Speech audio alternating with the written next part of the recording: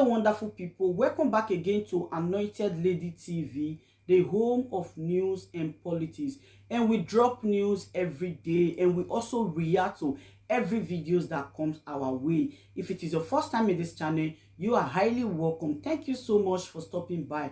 And if you are returning subscribers, we appreciate you for your massive support, and we say may God richly bless you all for supporting this channel. And if you haven't subscribed, please kindly smash on the subscribe button, put on the bell so you get to know anytime we drop a new video.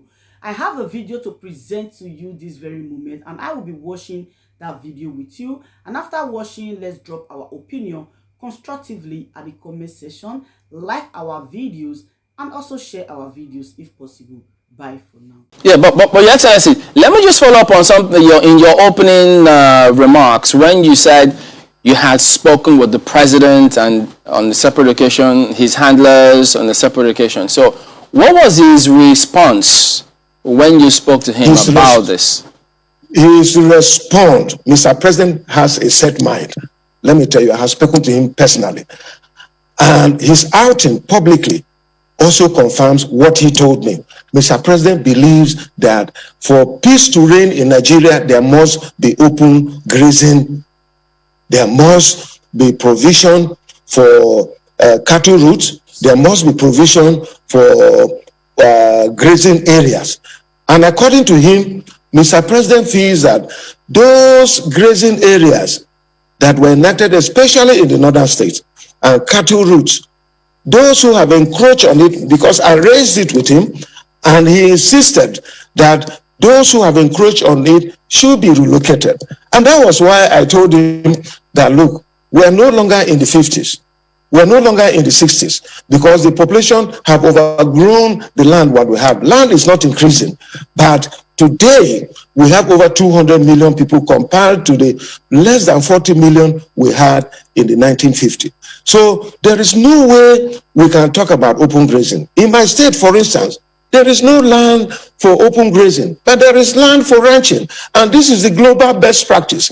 If we accept this, this problem will be over. And that is why most of my colleagues, in fact, the entire of my colleagues, irrespective of their party affiliation from the South, accepted that, look, the way to go, it is ranching.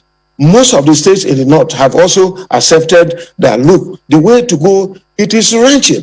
And I have recommended to Mr. President and his handlers that, look, just like we subsidize agriculture and provide subsidy for fertilizer and all that, we can do the same thing for herdsmen, because ranching, it can be a little bit expensive compared to open grazing. So we can actually help these our herders by ensuring that we have subsidy for in terms of water we provide, because their cattle takes a lot of water, in terms of fees that we provide. And we can devise several other ways. And I can assure you, I'm a farmer, and I know the challenges that we're talking about. I have a ranch, and I know the problems accompanying this. But at the same time, I know the potentials that we have. This is another way that we can provide millions of opportunities, millions of jobs, and also empower our people who, for now, when they cultivate rice and harvest the straw or soya beans, when they harvest the straw and all that, is wasted and it is burnt. This can be turned into feeds. That is what I use in my ranch. And I've been saying that we can do all this. But Mr. President doesn't believe that. So I was not too surprised, but I was disappointed that after the entire country is talking about ranching. You have heard what Raji said, and many other responsible Nigerians who want this to be solved. But because I think Mr. President is pushing me to think that what they say about him, that he has a hidden agenda in this country, it is true, because it is very clear that he wants to Fulanize. But he is not the first person who was Fulani president. Shagari was Fulani president. Yaradua was Fulani president. They were the best president in the history. But President Buhari is the worst president when it comes to issues of security and keeping his promises. Go back and check in 2015. What did he say? Human rights, issues. He talked about press freedom. He talked about the economy. He talked about corruption. He talked about security. Tell me one thing that Mr. President have achieved.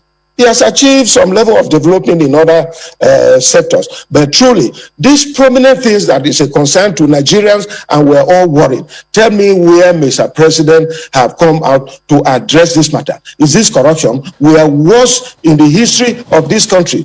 As a result of poor remittances by government agencies is also highlighted as talks begin on the 2022 budget. Less than a week after President Muhammadu Buhari approved a steering committee to implement the Petroleum Industry Act, the President of the Senate, Ahmed Lawan, returned to the State House for a meeting with the President. Clearly, salient issues bordering on the party, economy, security and the Petroleum Industry Act was central during discussions. The President of the Senate debunks reports that the National Assembly was financially induced to pass the 3% compensation to host communities. Recently, somebody said $10 million was given to the Speaker and the Senate President to give to members of the National Assembly to pass 3%, 3%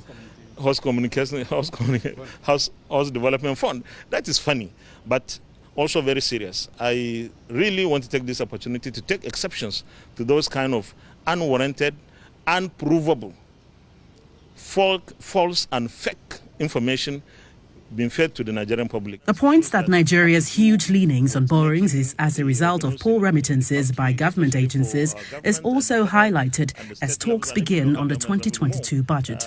There are so many agencies of government that are not remitting their revenues, the internally generated revenues, and this is something that we have to address as stiffly as possible and as quickly as possible, because we need to find a way of reducing the borrowing that we do.